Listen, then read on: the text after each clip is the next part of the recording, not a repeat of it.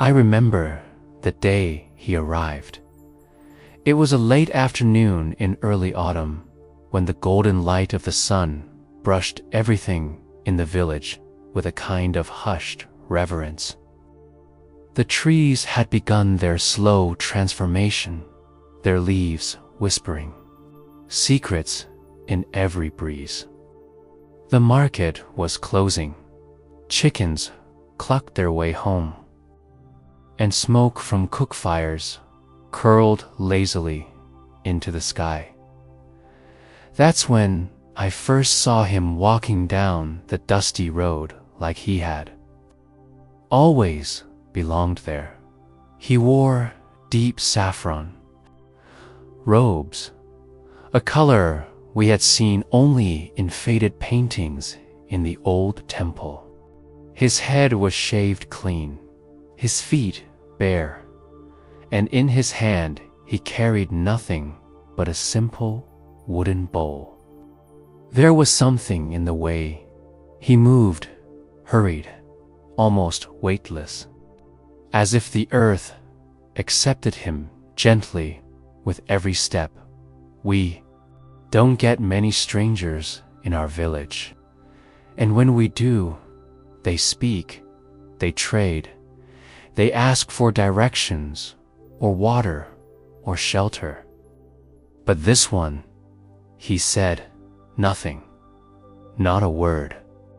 Not even when my uncle, the blacksmith, stood in front of him and demanded, "Who are you? What do you want here?" The stranger only bowed his head slightly, placed his palms together in a gentle gesture of respect, and continued walking, silence. And that was how it began. Children ran after him at a distance, giggling, whispering. The elders watched from there. Porches with narrowed eyes, suspicion thick in the air. My mother pulled me inside when I lingered too long by the gate. "Don't stare," she whispered. "There's something strange about a man who walks like that and says nothing." But I couldn't help it. There was something about him, something I didn't have words for then, a kind of quiet that wasn't empty. It was full of something I didn't understand yet, but I wanted to. That night, the village buzzed with theories. Some said he was a madman from the northern mountains. Others whispered that he was sentenced to eternal silence for a sin he couldn't speak of. A few believed he was a wandering holy man, but even they seemed unsettled by his refusal to speak. He slept beneath the old Bodhi tree at the edge of the village, refused every offer of food, except what was given freely. He never gestured for it, never held out his bowl. Yet somehow, each morning, the bowl was full rice, fruits, a piece of bread. People began offering out of curiosity, then habit, and eventually something else. Respect, pity, maybe something deeper. I was only 16, restless and noisy, and full of questions no one had time to answer. So naturally, I was drawn to him like a moth to fire, or perhaps to stillness. I would sit near the tree, pretending to read or pick flowers, just to be close. He never acknowledged me, never looked at me, but his presence was like a still lake so silent. Yet somehow it showed me my own reflection. One morning, I brought him a small piece of honeycomb, wrapped in a lotus leaf. I placed it by his bowl, waited, and lingered longer than I should have. That's when it happened. He looked at me, not like people usually look, not with their eyes only. It felt as if his gaze passed through all the noise I carried. My fears, my hunger for answers, my need to be seen, found something quiet underneath. And for the first time in my life, I didn't feel the need to speak. I just sat down beside him, and he let me. We didn't talk.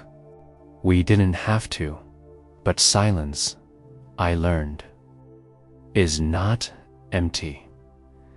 That morning was the first time I heard what silence could say.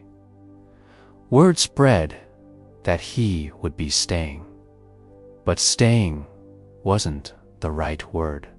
He wasn't building a home. He wasn't asking anything of us. He was simply here, present. Every morning, he would rise before the sun, walk slowly through the village, bowl in hand, not knocking, not begging, just being. And people, despite their skepticism, gave a little food, a flower, a folded note. One woman even placed her wedding ring in the bowl. No one knew why. He never kept anything, shared what he was given with the stray dogs, the birds, the children, who came barefoot and hungry. He never spoke, but people began saying they felt lighter after spending time near him, like his silence echoed into them, swept away the dust they didn't know they carried. But not everyone welcomed him. The village headman called a meeting. "We can't have a man here who says nothing," he said, slamming his cup on the table. "It makes people uncomfortable. We don't know his intentions, and frankly, it's unsettling. I want to know what he's hiding." A few nodded, but most said nothing. Silence had begun to spread. I kept returning to the tree, and over time, I noticed something strange within myself. My thoughts, which used to run like wild horses, had begun to slow. I started listening not just to others, but to the spaces between their words. I heard the sound of birds I had never noticed before. The wind had a rhythm. My own breath became a comfort. It was like being taught to hear again, not with ears, but with presence. One evening, as the sky turned amber and shadows stretched long across the ground, I asked my father, "Do you think he'll ever speak?"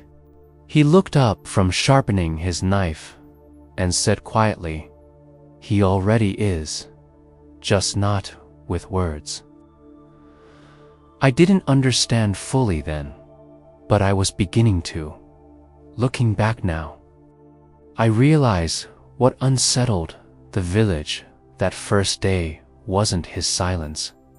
It was how much of our own noise it exposed. We are afraid of quiet because it holds a mirror, and what we see in that mirror is everything we've been running from. But he carried that mirror with such gentleness. He asked for nothing, taught nothing. Yet somehow, lessons unfolded in his presence. The kind that change you, not with thunder, but with a whisper that keeps echoing long after dot. And so began the story of the monk who taught silence louder than words. And it began with a look, a moment, a breath, and everything after would never be the same again. They started calling him the Windwalker, not because he moved fast, but because no one ever heard him arrive. He would appear like a breeze on a hot afternoon cool, unnoticed until it touched your skin. The dogs never barked at him. The leaves barely stirred as he passed. Some of the older women swore he didn't even leave footprints in the dust. Still, he spoke to no one, not once, no prayers, no chants, not even a cough. He never sang with the morning birds, never whispered into the night. He simply existed quietly, fully, with the kind of presence that made people second-guess their own words at first. This silence annoyed the villagers, especially those who found their identity in being heard. My uncle, for example, he prided himself on being the storyteller, the loud voice at every wedding, every funeral. But around the monk, he would grow quiet, irritable even, as if the silence was a rival taking something from him. He thinks he's better than us. My uncle spat one morning as we gathered for tea. That's why he doesn't talk. Arrogant. But deep down, I think we all knew better. He wasn't holding back words out of pride. He simply didn't need them. There was one moment burned into my memory like a brand in fire that made me understand this more than anything. A small boy, Ru, had lost his mother. She had died in childbirth, and the newborn didn't survive either. The entire village grieved, but Ru, he became a shadow. Wouldn't speak, wouldn't eat, just wandered around barefoot, like his soul had floated away and forgotten the body it belonged to. One dusk, I saw him near the Bodhi tree, standing just outside the monk's circle of stillness. I held my breath.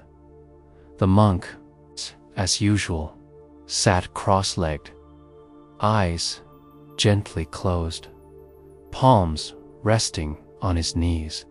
But this time, as Ru stepped closer, something shifted. He opened his eyes, not fully, just a sliver. And then, ever so gently, he extended his hand toward the child, not to call him, not to touch him, just an offering of space. Ar. You didn't run, didn't cry. He simply walked over, crawled into the monk's lap, and rested his small head on that saffron robe. The monk placed a hand on his back just once and let it stay there. They sat like that for what must have been an hour. No sound, no words, just breath, heartbeat, and presence. That night, Ru ate his full meal. He still didn't speak, but he smiled. Something had begun to return, and the monk, he had said nothing at all. That moment traveled through the village like smoke from a sacred fire. People who had once doubted him began leaving food without hesitation. Others, like me, sat beside him more often, hoping to absorb whatever he carried in that silence. And slowly, something extraordinary began to happen. The air around him changed. People. One man, known for his temper, began speaking more slowly, breathing between his words. A woman who had held a grudge against her sister for 12 years found herself weeping beneath the Bodhi tree, whispering, "I miss her," into the earth. It was as though, in his silence, we began hearing ourselves again, our true selves. There was one evening, I remember it with a shiver, when a storm rolled in from the mountains. Dark clouds, thunder like drums, and winds that tore the laundry from its ropes. Most people shuttered their windows, pulled children inside. But I ran. I don't know why. Something in my bones said, "Find the monk." I found him where he always was, sitting beneath the Bodhi tree.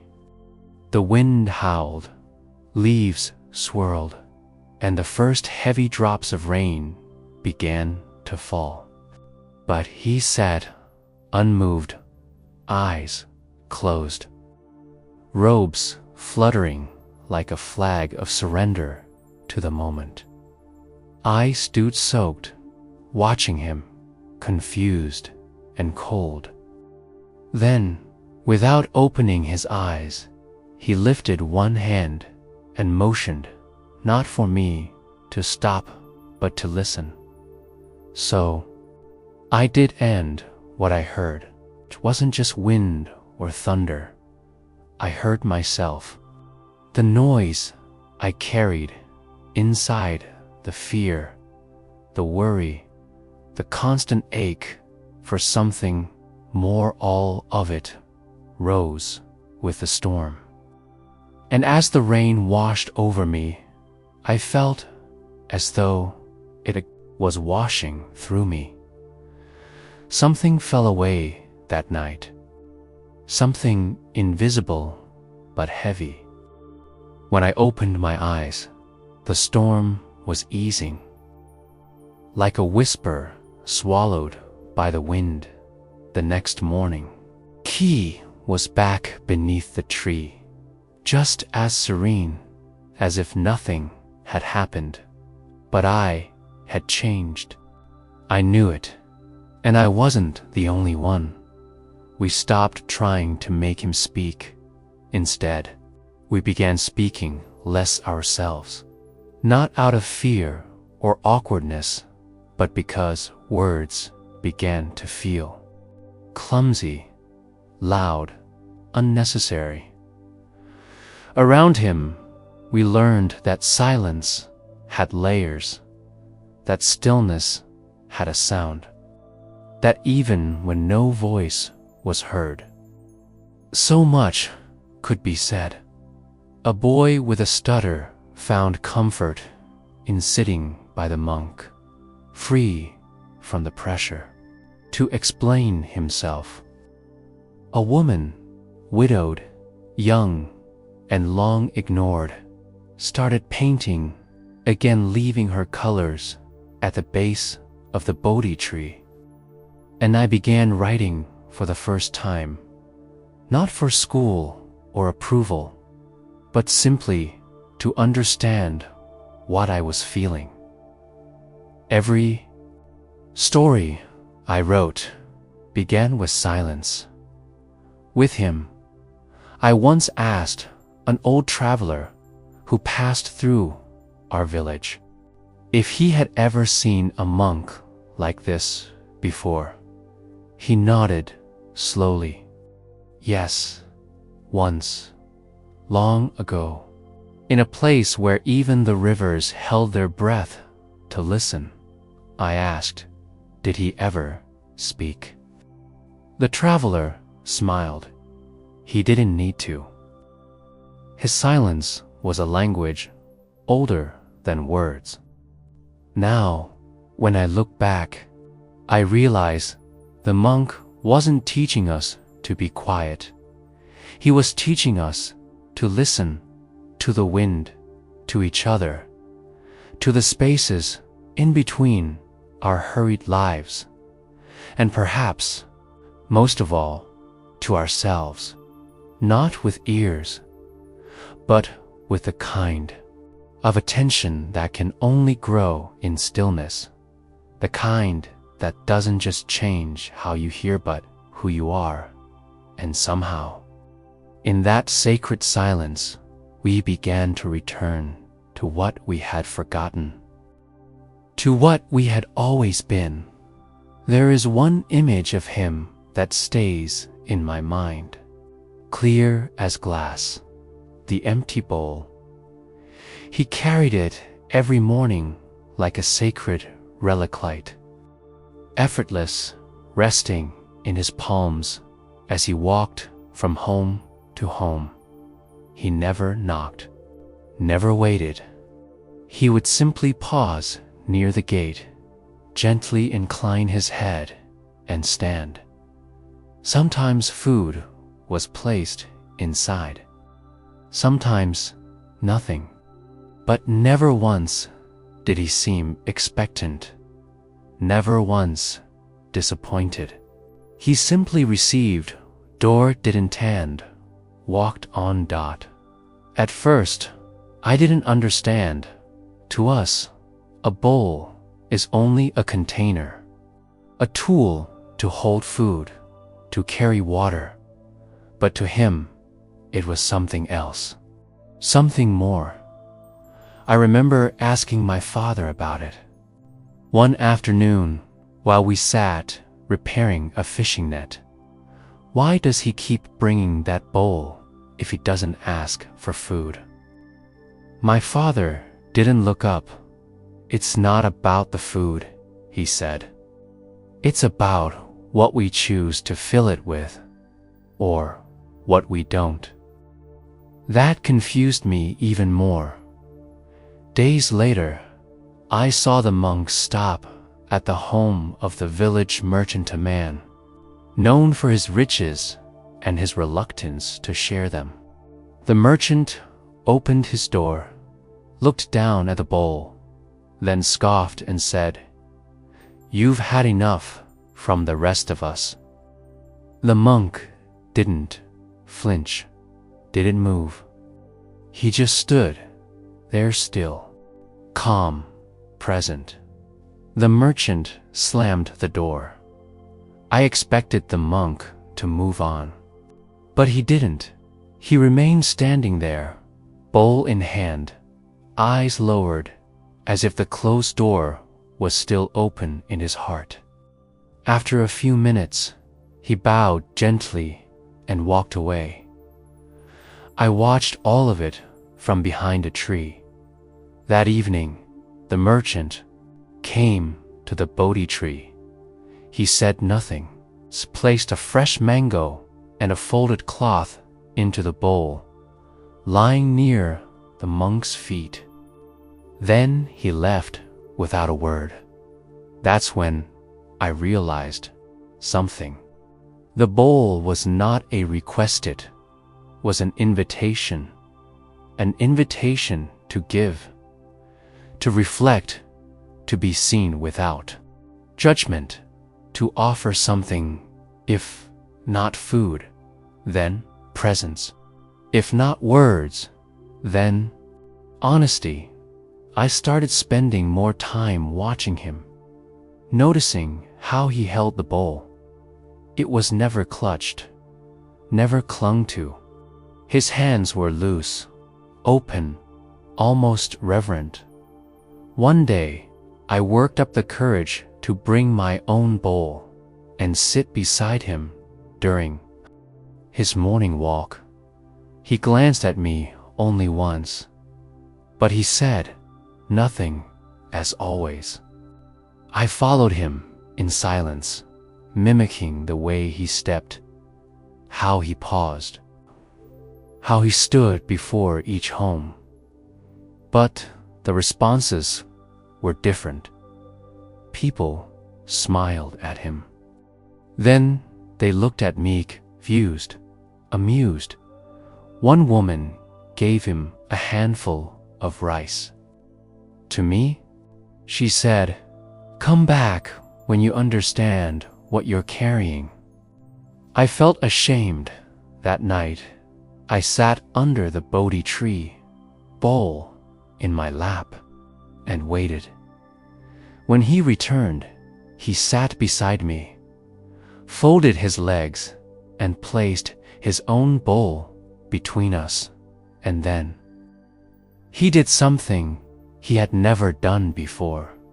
He turned to me, took my bowl gently, and poured all the contents from his own into mine quietly, completely.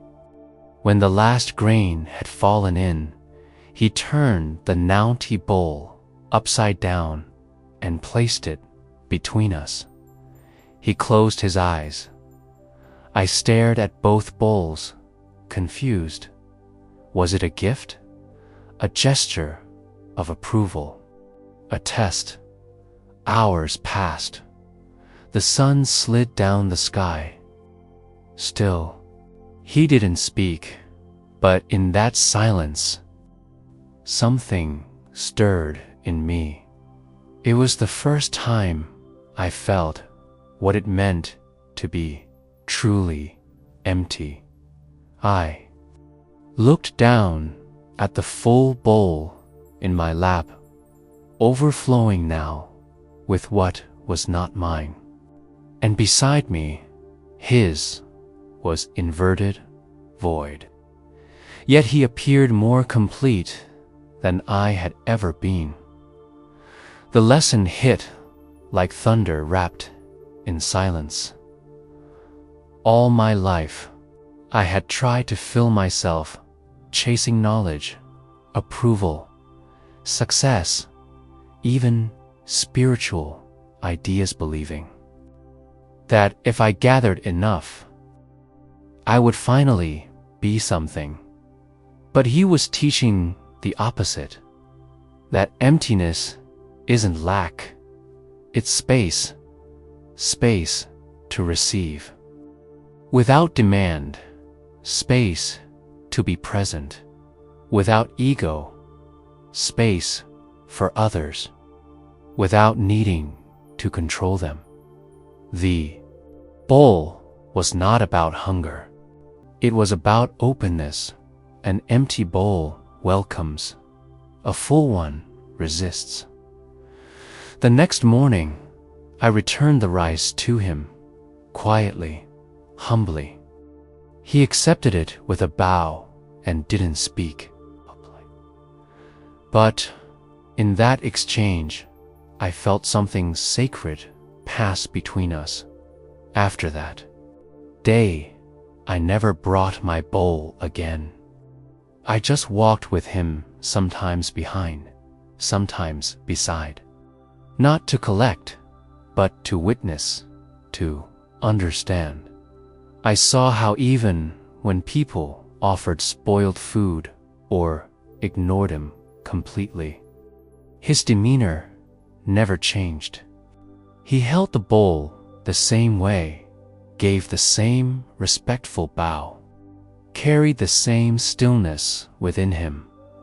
One afternoon, a young girl ran up and dropped a handful of flower petals into his bowl.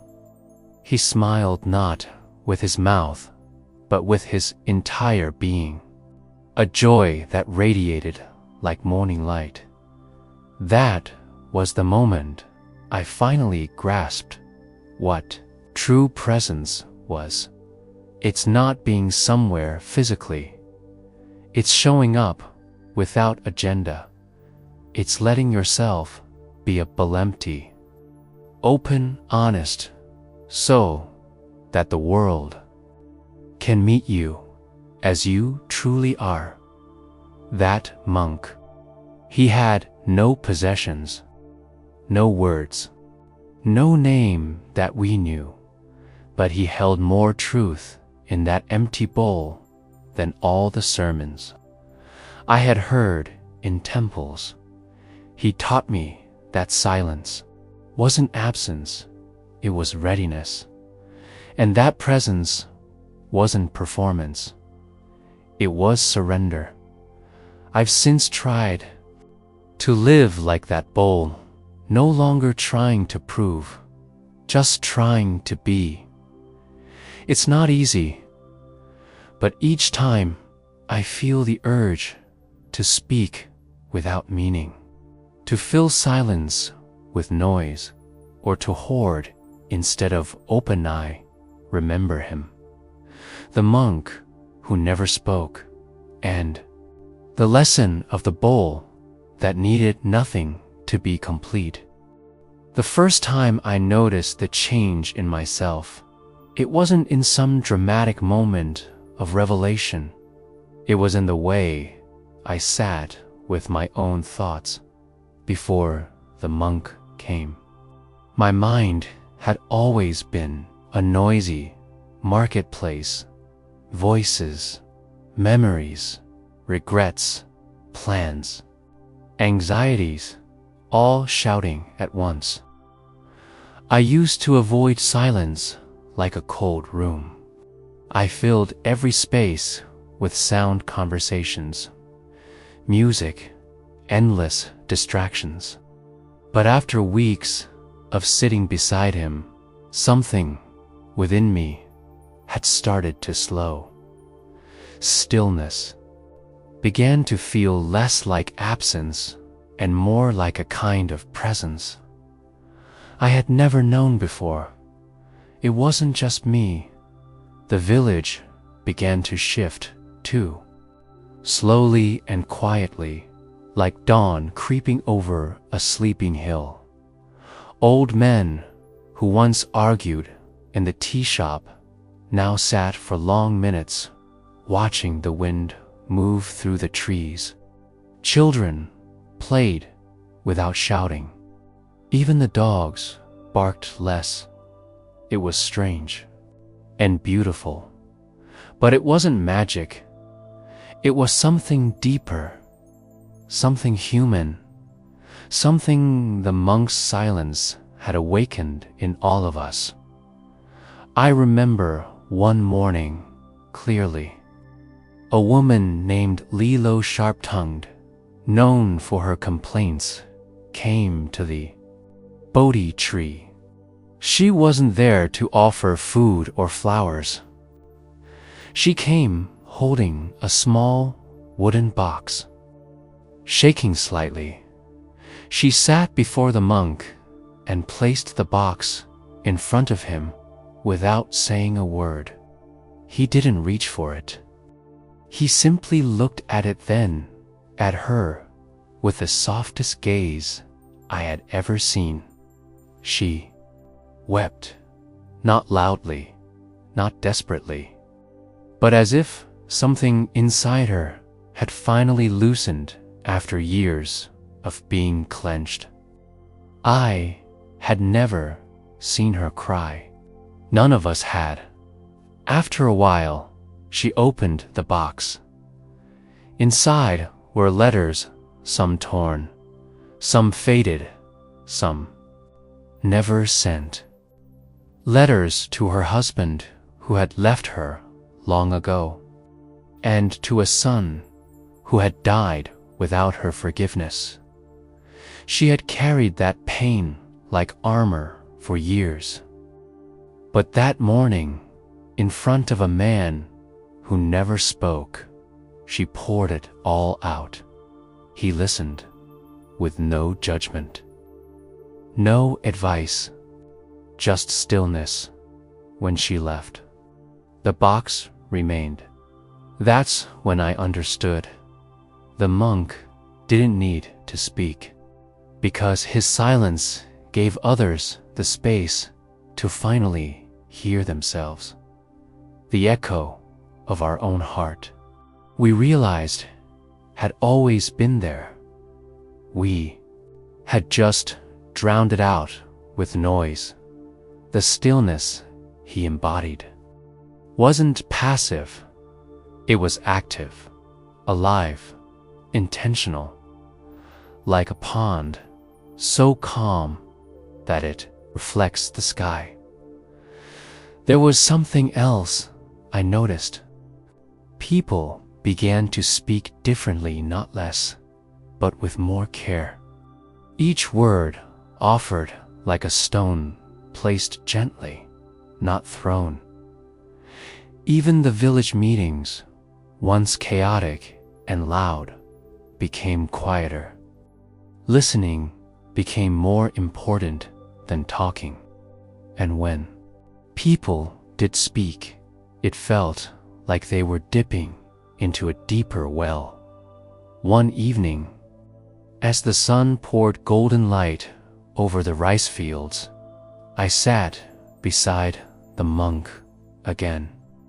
I had nothing to say, no thoughts to chase, just breath, just being. A boy ran past, laughing, and I smiled. That's when I realized how long it had been since I had smiled for no reason. The monk was half closed, tilted his head slightly, as if he had heard my smile. I'll never forget that. How could he hear something I didn't even realize I was doing? Because he was present, fully, wholly, humbly present. He wasn't watching the world to judge or evaluate. He was simply with it and being with someone, not to fix them, not to change them, just to truly be with them is one of the rarest gifts we can offer. That was the transformation, not the kind that makes you glow or float or sing divine songs, but the kind that roots you more deeply into the earth, into yourself, into the very moment you're in.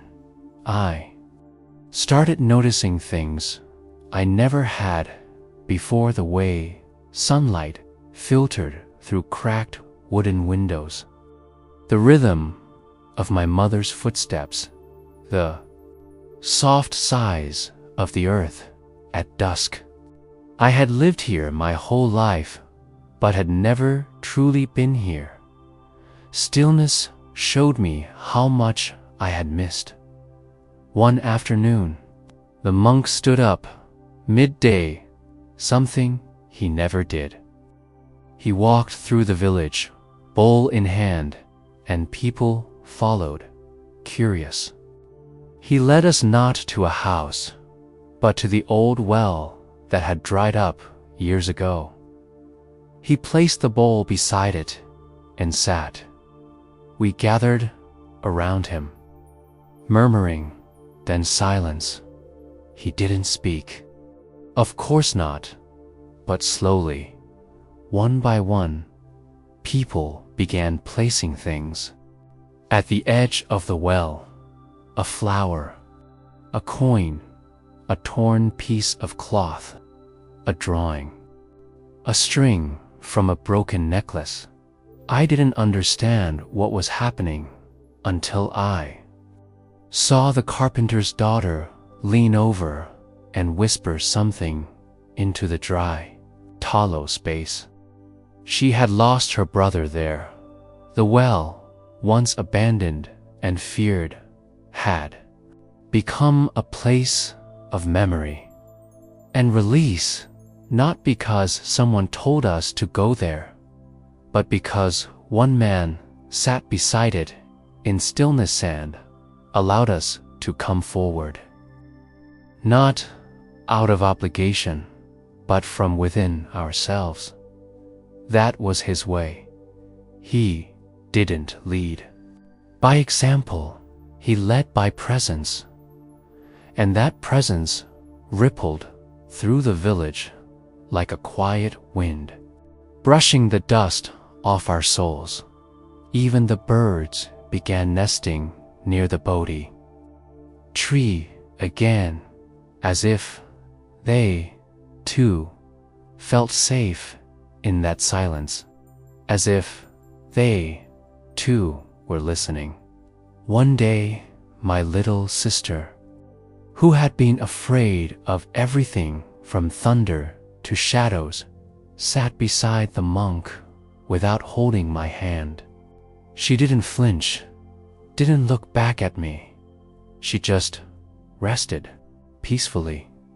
That night, she told me, when he sits still, I don't feel afraid anymore.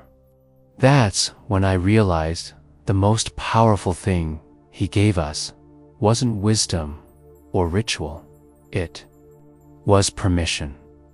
Permission to slow down, to feel, to release, to rest, to listen to the echo of our own hearts without fear. The transformation wasn't sudden. It didn't come with fireworks. It came like morning. Mist, gentle, invisible at first, but once you saw, it too couldn't unsee it. Once you felt, it too couldn't go back. The morning he left, the sky was painted with a sorrowful gray, not stormy, but hushed, like the world itself had paused to hold its breath. I stood at the edge of the village, near the same path where he had once appeared out of the silence.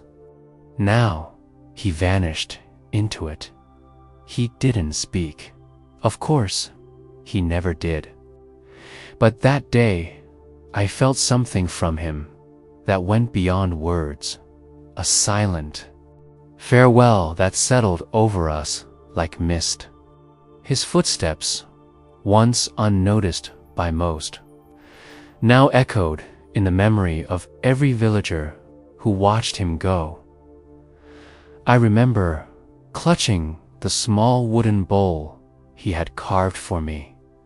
It was empty, as always, but I no longer saw it as something lacking.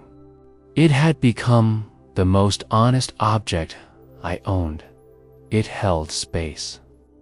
And within that space lived a truth I couldn't ignore anymore. In the days following his departure, the village felt different, lighter. Not in the sense of joy or laughter, but in the way a tree feels lighter after shedding leaves in the fall. There was space now, a silence that no longer threatened us, but invited us in. Children began playing in the courtyards again, not with the noisy clamor of before, but with a certain awareness, as if they too sensed the weight of stillness that had been left behind.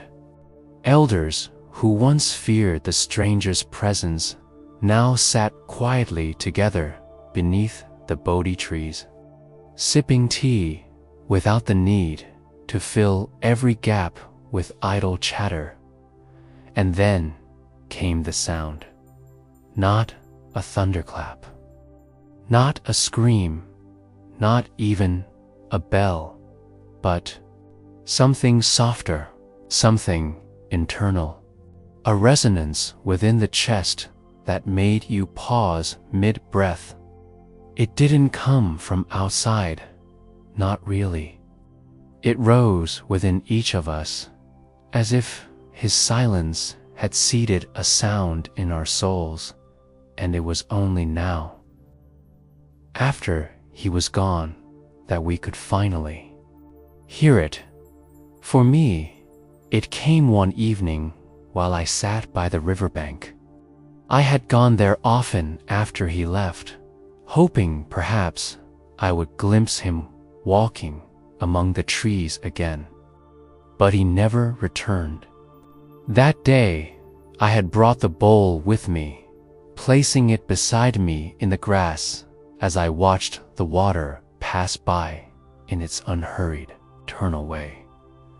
And suddenly, I heard it, not with my ears, but from within the marrow of my bones, a low, vibrating hum, like the breath of the earth itself.